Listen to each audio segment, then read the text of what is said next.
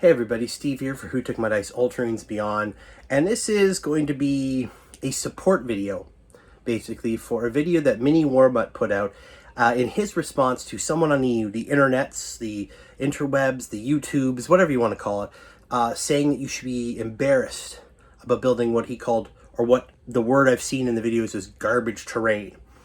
I guess this is from what I took from Mini Warmutt's video. It's building your own terrain out of whatever materials you have lying around, which is silly if you call it garbage terrain, in my opinion.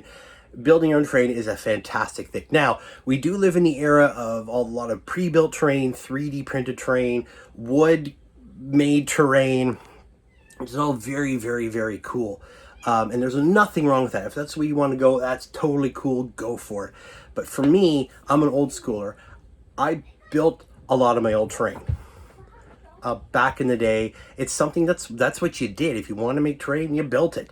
Games Workshop was big for it back in the day. If you look at some of the new stuff they put out for Skaven Blight, building their diorama, it's all scratch built. I mean, there's a whole bunch of cool stuff in there, lots of models, some kits, but a lot of it is full-on scratch built. So we're gonna look at some stuff from the old white dwarfs I have that I found that showcase this, and some of my own stuff. So here we go. So we have White Dwarf 33 from February 2009. This is the Canadian version. That's why they get the weird numbering. But here we go. So first off, we have some lustrine foliage. This is when the lizardmen were out. And a lot of the stuff is from some of their own tree sets mixed with, I said, using foam card or hardware base, you can create small crops of jungle flora with using jungle plants and Warhammer 40,000 tree set. Some of the stuff is built off of some stuff they sold, some stuff they built. They like for instance here they got these tall trees use spongy substances called clump foliage to form the leaves. Right, some of this is like you see, you can purchase it from specialist model shops. Right, over here we've got stuff where they combine kit with foam core, or foam board I should say, and lizardman glyph plates. So it's a combination of a whole bunch of different stuff. Right, again, this is scratch built stuff, nothing wrong with that. And over here we have an ancient portal, which again, the foam board, the core, the foam core up here, or it's down here. Yeah, foam card and desired shape, and built up cutting out the same shape, slightly smaller each time. And you can see added with glyphs. And we've got some really, really cool stuff. It's all scratch made, right? Basically, there's again, these pieces right here, but it's stuff made you can find at home. This is White Dwarf 7 from December 2006. Again, this is when it was under the Canadian stuff here. If we flip over, we got Building of Pasgard. Now, this is for a Lord of the Rings stuff right here. And they show you how they built it up. Now, again, a lot of it is simply things like card they use, windows made out of again, more card. And I've got some bits in there, but this thing was completely scratch built using hobby knife, foam card, right, making the walls, gluing things together. This is kind of what people still do today. And this is sort of the garbage quote-unquote terrain that this person said we should be embarrassed to do, but this is how it is. This is how we used to do it. There were no sets for this. You had to build your own stuff. And if we flip over here, you can see more stuff. Adding the doors, right? The outer gate door of the main building have been reinforced steel branded look. Simply cut thin strips of card and stick those with a balsa wood door. So using balsa wood. Yeah, the rivets and the intersections are made with tiny flattened balls and modeling putty. And then look here, you've got the watchtower, which I believe they use some sort of looks like some sort of juice box or juice bottle or something. So again, a lot of it based off of just building with the materials you have in hand. And look, the final outcome looks absolutely fantastic. Amazing. This one has the best examples, I think. This is White Dwarf 293 from June 2004, during the original sort of end times they had way back in fantasy. So first off, one of the big ones here, we have the Empire Semaphore Tower. Something you could build up. Again, how to make war games terrain. This was an amazing book back in the day, filled with great ideas, but you can see here, again, it's just a lot of foam and balsa wood cut out. They got some great examples here using some actual bits, plastic detailing, the signaling mast, everything here is made of balsa wood, stuff you have around the house, even how to make tiled wood out of a sheet of card. Lots of cool stuff in there. This modeling workshop where you make siege towers. Again, it's made out of a lot of balsa wood, parts bought at stores, parts from other kits, green stuff down here. Again, when the whole thing's put together, it looks amazing. So that's a Vampire Counts one. Over here we have a Lizardmen siege engine, right? Again, lots of metal pieces, plastic card, balsa wood, green stuff, pieces from other kits put together. The whole thing, this is all made from materials. I believe they got a turtle statue procured from a craft store, right? That way they got, in the end, a nice big massive turtle shell. You'd see the armor. Once it's all done up, it looks absolutely amazing. Again, it's made with stuff that you find at craft stores around your house. Very cool. Nothing to be embarrassed about. Nothing you should be going, oh, I can never show my face in my hobby group again.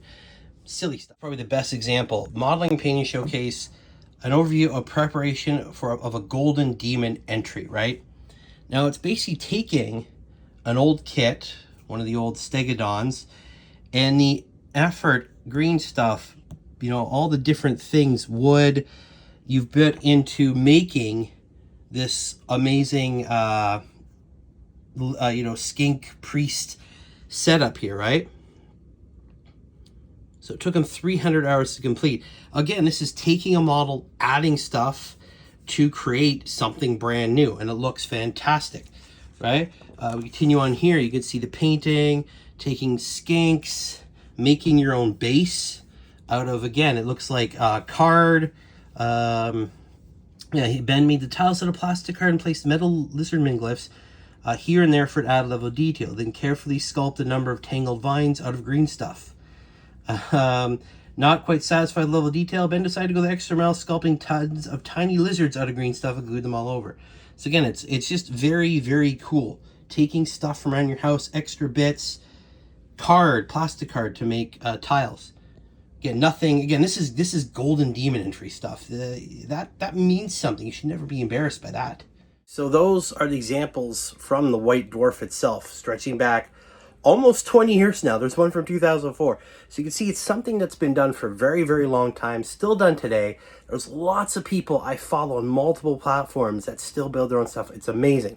Now, we're going to look at some of the stuff I built. Now, I'm not an expert, but I think this will prove to you there's nothing to be ashamed about or if you should feel bad about in any way about building your own terrain. So let's have a look. Okay, so here they are. There's a selection of terrain I built myself. Now, a lot of this is just varying degrees or depths of foam board. Tile made from cardboard from cereal boxes. There are some Games Workshop bits in here. I got a dead Vestroy in there. Some other bits, I don't have them out right now, have some weapons. All right, this big guy here, again, this is just foam board, sand, and cardboard. This big piece here is just a lot of foam board.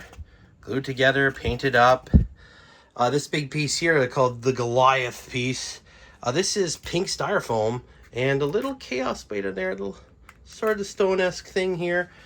Plastic glue container and a piece.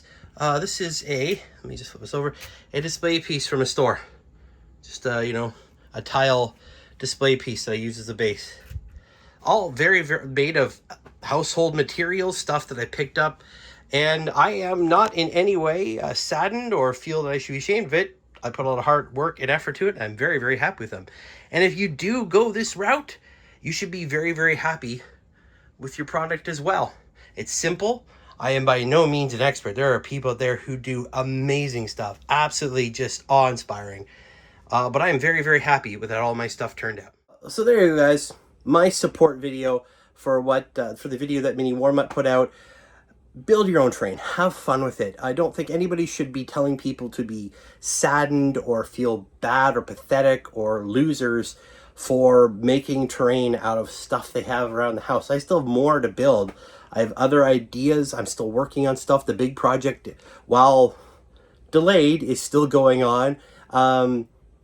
It's all fun stuff. And a lot of it is also trying to build on your skills, push your comfort zone, and I say go for it. Again, not a thing wrong with wanting to buy your train from whether it's Games Workshop or some other company, or 3D printing it. Again, I actually have some 3D printed terrain.